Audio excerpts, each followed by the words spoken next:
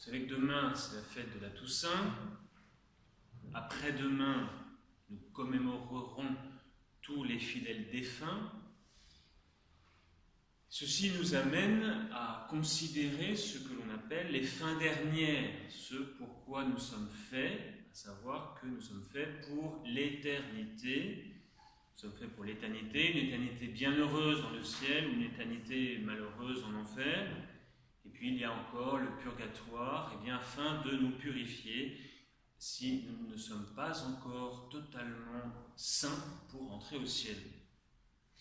Et justement, l'épître de saint Paul que nous venons d'entendre nous parle de cela.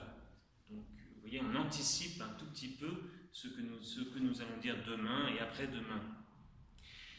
Il nous dit qu'un certain nombre parmi les chrétiens, parce qu'il s'adresse aux chrétiens, aux communautés chrétiennes, ici les Philippiens, parmi les chrétiens, il y en a beaucoup qui se conduisent comme ennemis de la croix du Christ.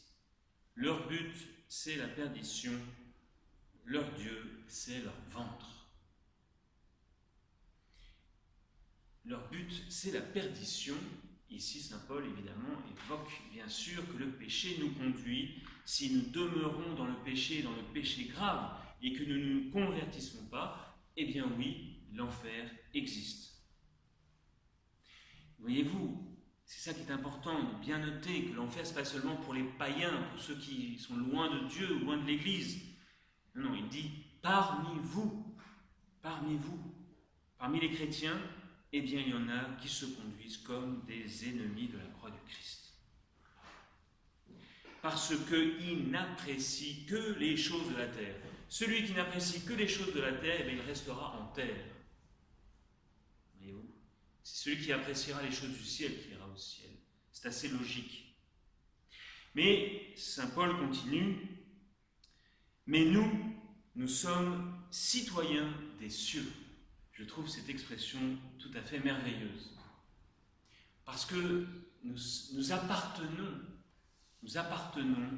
au ciel. Il nous dit déjà, dès maintenant par le baptême, nous sommes citoyens des cieux. Nous avons notre carte d'identité du ciel. Voyez-vous, nous appartenons au-delà de nos pays, et Dieu sait si dans notre communauté il y a différents pays représentés. Eh bien, au-delà de cela, nous avons une carte d'identité qui nous est commune. C'est celle d'être des enfants de Dieu et d'appartenir au ciel. Nous sommes citoyens du ciel. Nous pouvons nous enorgueillir d'être des citoyens des cieux. Et puis, ensuite, eh bien, il nous rappelle cette vérité de notre foi, cet article du credo, qui est la résurrection de la chair. De là, c'est-à-dire du ciel, viendra comme sauveur celui que nous attendons, Jésus-Christ, qui transformera notre corps de misère et le fera semblable à son corps de gloire.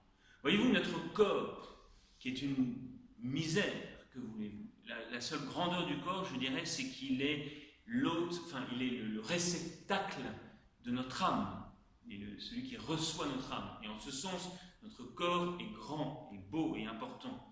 Mais notre corps est une misère, parce que vous savez bien que le corps tombe en pourriture rapidement après la mort. Et puis nous savons qu'il est bien misérable notre corps, plus nous vieillissons, n'est-ce pas, moins ça fonctionne correctement. Eh bien ce corps, il est appelé à la résurrection, il est appelé à être transformé par le Christ qui est la vie et qui est lui-même ressuscité.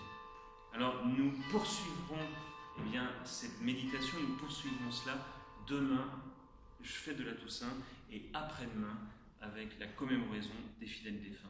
Au nom du Père et du Fils et du Saint-Esprit, ainsi soit.